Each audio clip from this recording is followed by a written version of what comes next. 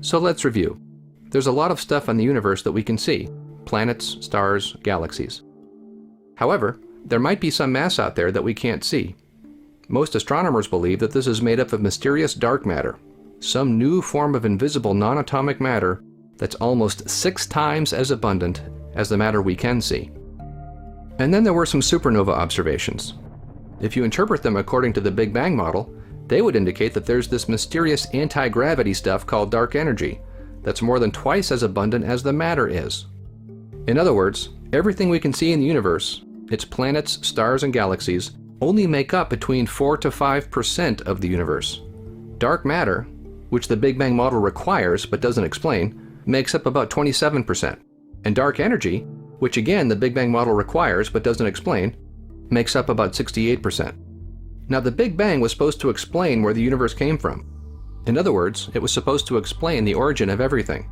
But here we see that the model doesn't actually explain everything. Even if it were good science, which it's not, it would still explain only 5% of everything. So if your theory of everything only attempts to explain 4 or 5% of everything, do you really have a theory of everything? I think the answer is clear. Even many secular scientists are unhappy with the situation. As one astrophysicist has complained, it really is strange, and to our perhaps uneducated eyes, arbitrary, ugly, or accidental.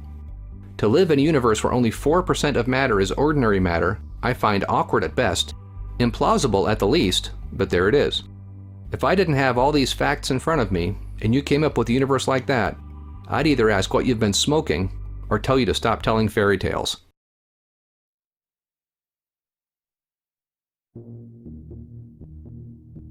Despite all of the problems with the Big Bang model, most secular cosmologists still insist that there's strong evidence for it, so it must be true. Let's talk about that for just a moment.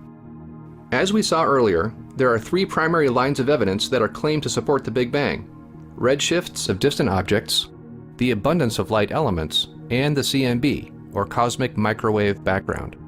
Redshifts are indeed consistent with the Big Bang model, but they're also consistent with other cosmological models too, so they don't require the Big Bang to be true. As for the close match between the Big Bang model and the observed abundance of light elements, this too isn't as impressive as cosmologists claim. First of all, this wasn't a prediction made ahead of time. The abundances were already known when the Big Bang model was being developed, so the model was just tweaked to match them. Second, it also turns out that even after this tweaking, there are still some discrepancies between the predictions and the actual observations. And third, just like redshifts, the abundances are consistent with other cosmologies besides the Big Bang anyway, so light element abundances aren't very persuasive evidence for the Big Bang model after all. But what about the CMB, the cosmic microwave background radiation? What about this discovery that supposedly proves the Big Bang model is true? As we saw earlier, the CMB was the crowning glory for the Big Bang model. The CMB's existence is the one major prediction that the model seemed to make successfully.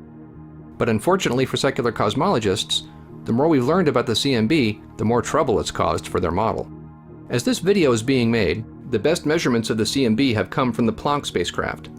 Planck has verified what previous studies had already found, that there's a large-scale pattern of temperature differences in the CMB that the Big Bang model can't accommodate. We've already discussed how the temperature differences between any 2 points in the sky is very small, which causes enormous trouble for the Big Bang model. But it also turns out that these small temperature differences are arranged in an overall pattern that the Big Bang model can't explain. This pattern is called the axis of evil, which tells you how secular astronomers feel about it. They don't like it because it discredits their ideas about the Big Bang model. As one author commented, the apparent alignment in the cosmic microwave background in one particular direction through space is called evil because it undermines our ideas about the standard cosmological model. Along with the axis of evil, Planck also showed a large cold spot in the CMB. Again, this doesn't match the Big Bang model. And as if this weren't enough, cosmologists have recently realized that the Planck data have discredited a lot of their ideas about inflation. As these astrophysicists noted, thanks to the Planck mission, the Big Bang's inflationary paradigm is now in trouble. The models most favored by their data, combined with earlier results, suffer from exacerbated forms of initial conditions and multiverse problems, and they create a new difficulty that we call the inflationary unlikeliness problem. That is, the favored inflaton potentials are exponentially unlikely, according to the logic of the inflationary paradigm itself. The unlikeliness problem arises even if we assume ideal initial conditions for beginning inflation, ignore the lack of predictive power stemming from eternal inflation and the multiverse, and make no comparison with alternatives. Thus, the three problems are all independent, all emerge as a result of the data, and all point to the inflationary paradigm encountering troubles that it did not have before. Remember, inflation is necessary to solve three problems that would otherwise be fatal for the idea of a Big Bang. We already discussed that inflation isn't a valid solution anyway. But even if you set that aside, new observations of the CMB make inflation look extremely unlikely, which means it's extremely likely that the Big Bang model has those original fatal problems again.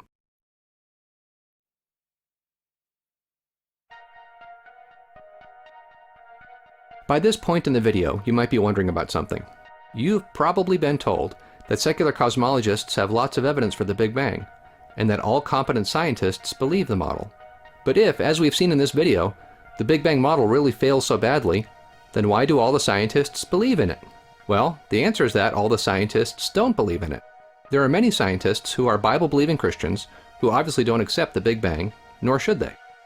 But there are also many secular scientists who reject the Big Bang model. To be clear, these scientists are in the minority. Among secular astronomers, the Big Bang model is still the majority view. But that doesn't mean the model is correct. Science is not politics, and truth is not determined by which idea gets the most votes. Meanwhile, even many non-Christian astrophysicists understand that the Big Bang model has failed. As one wrote, "To explain some surprising observations, theoreticians have had to create heroic and yet insubstantial notions, such as dark matter and dark energy, which supposedly overwhelm, by 100 to 1, the stuff of the universe we can directly detect. Outsiders are bound to ask whether they should be more impressed by the new observations or more dismayed by the theoretical genies that have been conjured up to account for them. Modern cosmology has, at best, very flimsy observational support." In its original form, an expanding Einstein model had an attractive economic elegance. Alas, it has since run into serious difficulties, which have been cured only by sticking on some ugly bandages. Inflation to cover horizon and flatness problems, overwhelming amounts of dark matter to provide internal structure, and dark energy, whatever that may be, to explain the seemingly recent acceleration. A skeptic is entitled to feel that a negative significance, after so much time, effort, and trimming, is nothing more than one would expect of a folk tale, constantly re-edited to fit inconvenient new observations. And as other authors have said, the whole thing has the feeling of something held together with a band-aid. If it hadn't been for the addition of the idea of inflation, the whole concept wouldn't work. And the trouble with inflation is that although it's something that would make what's observable possible, no one can come up with a decent explanation as to why it should have happened. "Look at the facts," says Ricardo Scarpa of the European Southern Observatory in Santiago, Chile. "The basic Big Bang model fails to predict what we observe in the universe in three major ways. The temperature of today's universe, the expansion of the cosmos, and even the presence of galaxies have all had cosmologists scrambling for fixes. Every time the basic Big Bang model has failed to predict what we see, the solution has been to bolt on something new: inflation, dark matter, and dark energy," Scarpa says. Today's standard model of cosmology has become an ugly mishmash comprising the basic Big Bang theory, inflation, and a generous helping of dark matter and dark energy. Big Bang theory relies on a growing number of hypothetical entities, things that we have never observed. Inflation, dark matter, and dark energy are the most prominent. Without them, there would be fatal contradictions between the observations made by astronomers and the predictions of the Big Bang theory. In no other field of physics would this continual recourse to new hypothetical objects be accepted as a way of bridging the gap between theory and observation. But the Big Bang theory can't survive without these fudge factors. We see then that even many secular scientists recognize that the Big Bang model is a folktale, an ugly mishmash of discredited ideas and bandages meant to rescue the theory from the facts. And as we'll see next, that ugly mishmash is about to get far uglier.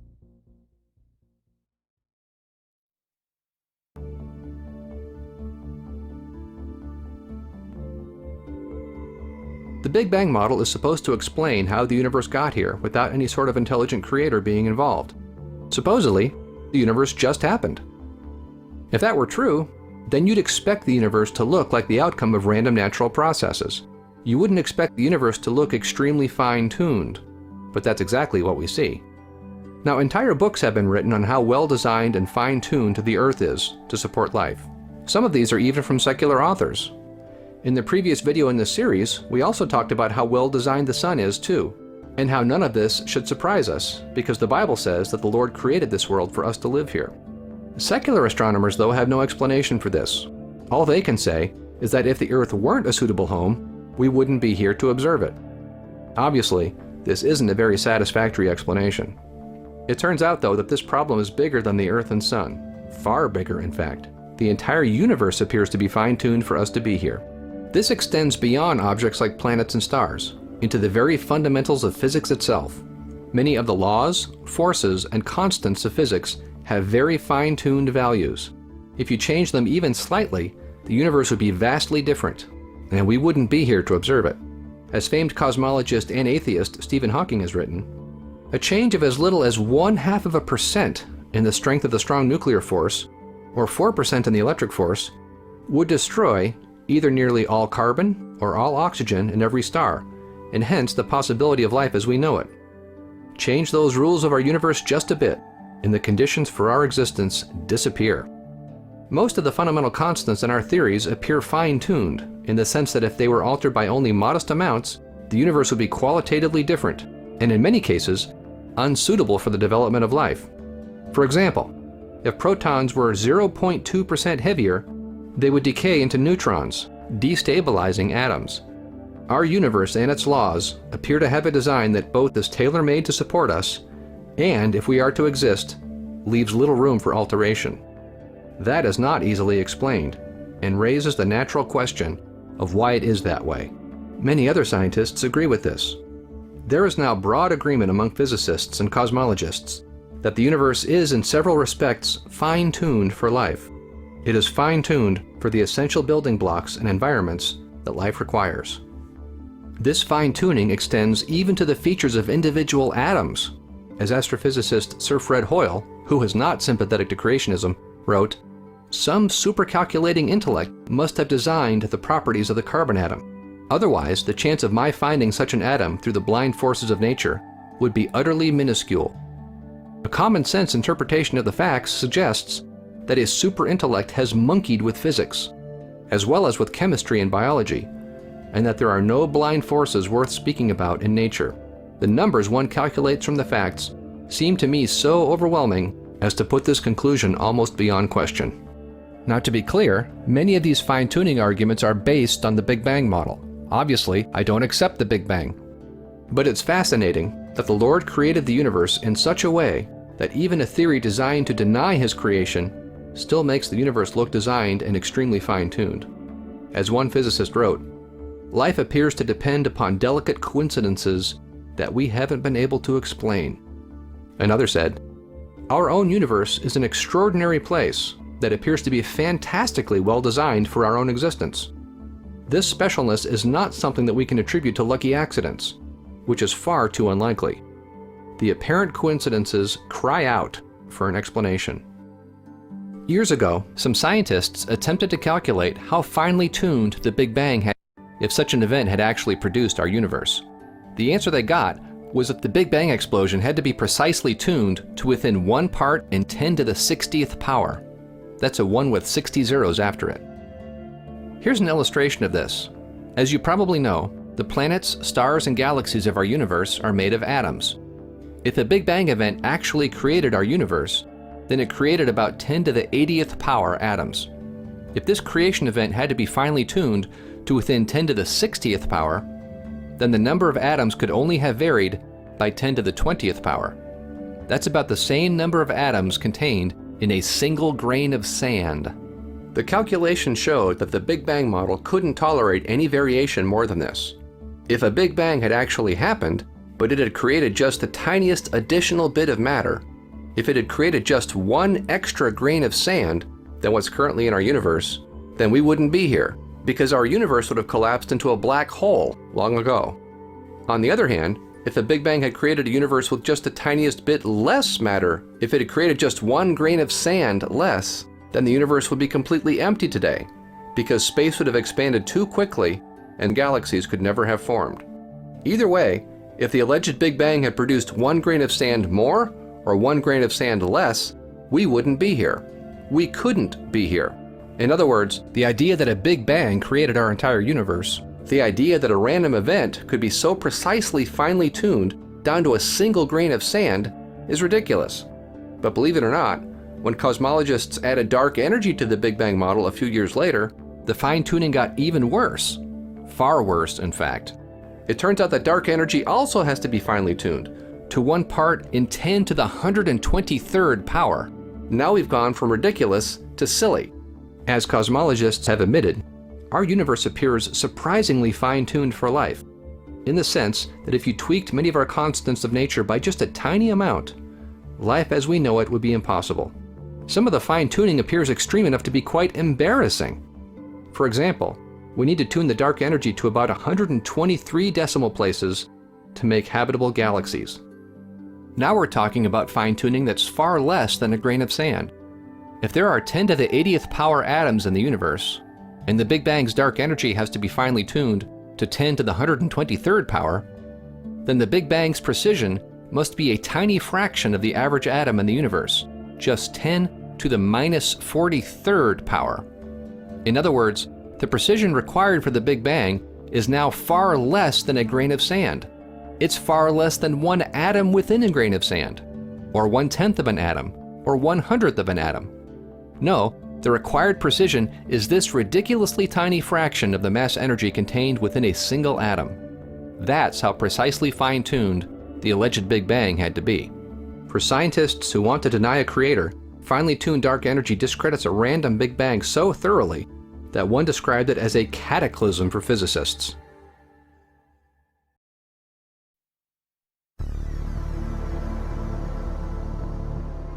We've seen that even according to the Big Bang model, the universe looks exceptionally fine-tuned. How do secular cosmologists explain this? Actually, they don't have one explanation. They think they have an infinite number of explanations, thanks to something called the multiverse. The multiverse means multiple universes, the idea that our universe is not the only universe that exists. Now this probably sounds strange because how can there be more than one universe? After all, the word universe means all that there is. Well, cosmologists have redefined the word. The word universe now refers to that part of reality that we could ever perceive. So other universes refers to regions in physical reality that are beyond our observation, not just now, but ever, even with the best conceivable telescopes and so on. The collection of all these universes is called the multiverse. Today, countless cosmological articles and papers have been written, and continue to be written, about the multiverse. Although the early versions of the Big Bang model didn't include this concept, today's Big Bang model does say that there are infinitely many universes out there beyond our perception.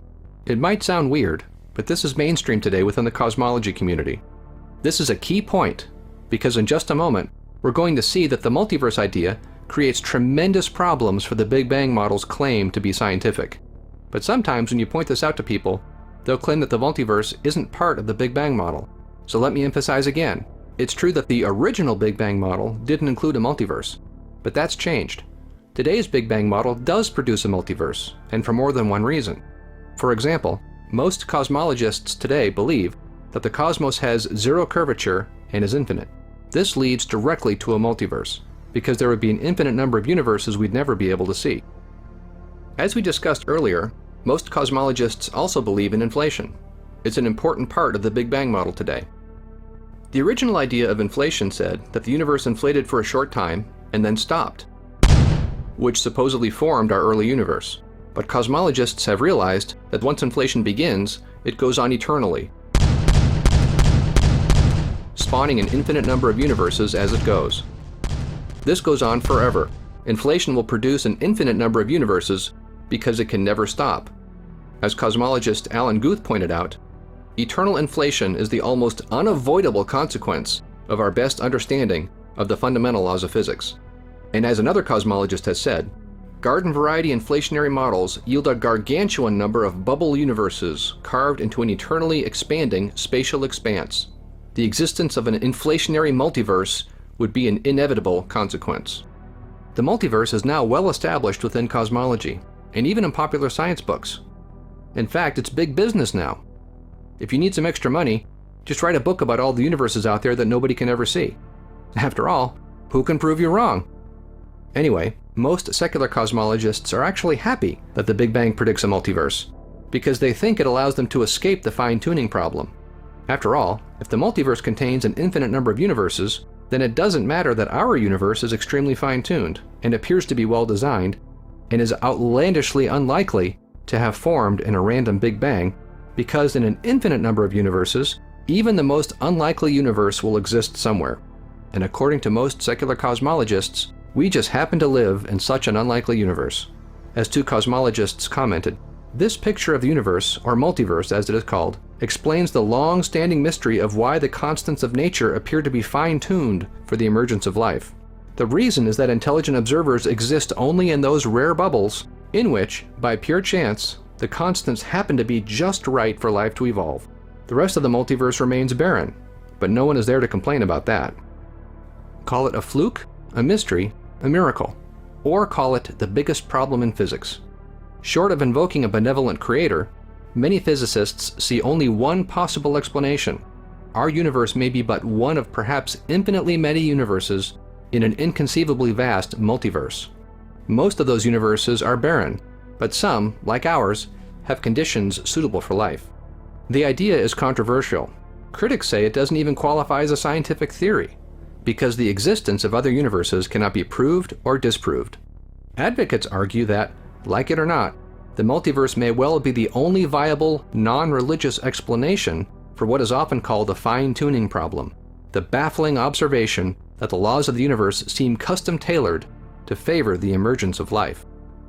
But even though this idea is popular among secular scientists, is it actually good science? Let's think about this. First, look at this sentence in the article. Critics say it doesn't even qualify as a scientific theory, because the existence of other universes cannot be proved or disproved. That's a correct statement. By definition, all the other universes outside of our own would be unobservable. Therefore, there's no experiment or observation you could perform that would either confirm or disprove this idea.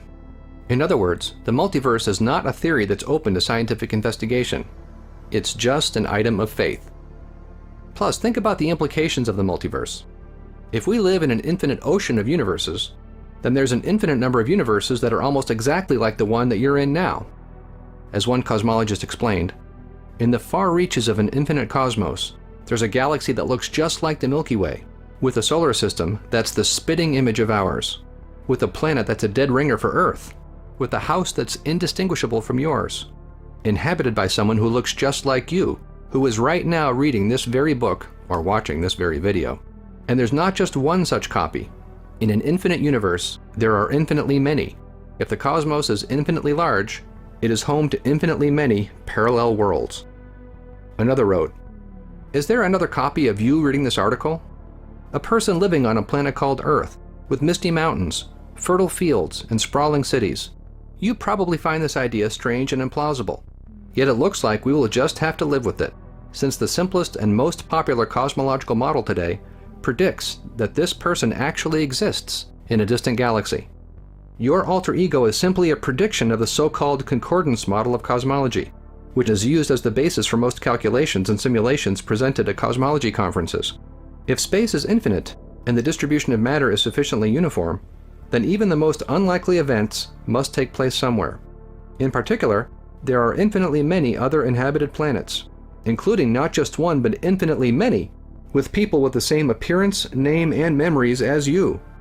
Indeed, there are infinitely many other regions the size of our observable universe where every possible cosmic history is played out. If we live in an infinite multiverse, then there are an infinite number of universes, and everything that's possible has occurred somewhere. There's a universe where you are watching this video, and everything else is exactly the same as in this universe, except that you had something different for breakfast this morning. There's an infinite number of universes where the South won the American Civil War. There's an infinite number of universes where there never was a civil war because the original 13 colonies lost the revolution against King George III, and so on. In a multiverse, even the most unlikely events must take place somewhere. Remember this phrase, because this idea has very important consequences, as we'll see later. And also remember that this is the mainstream view within cosmology now. As an article in New Scientist said, our most successful theories lead to the inescapable conclusion that our universe is just a speck in a vast sea of universes. The multiverse is not some kind of optional thing, like can you supersize or not, says this theoretical physicist at the University of California in Berkeley. Our own cosmological history, he says, tells us that it's there and we need to deal with it. So remember, regardless of how weird the multiverse may sound, secular cosmologists demand that it's true, and you just need to deal with it. But what they aren't telling you is that the multiverse is devastating to their claims that they're actually doing science at all. We'll talk more about this in just a moment.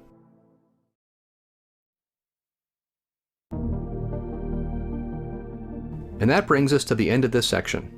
In the first part of this video, we saw why the Big Bang model is claimed to be good science.